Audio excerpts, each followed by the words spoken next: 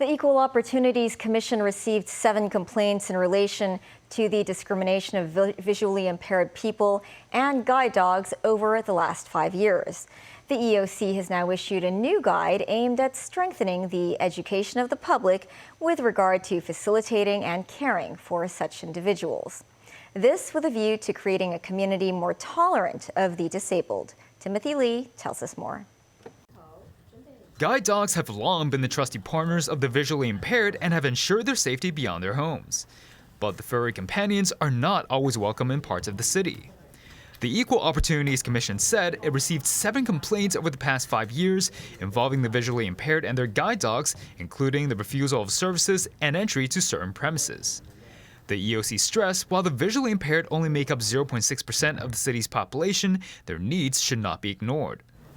In a bid to strengthen education about guide dogs among broader society, the Commission issued a new guide detailing identification documents and information related to such animals. Kuni Chan, who has been suffering from retinitis pigmentosa since birth, recalled some of her challenges of traveling with her guide dog in the city. Restaurants are the most common problem, I'd say, more so than public transport. A lot of users like myself, we don't voice out our opinion. We think, it's not worth the trouble.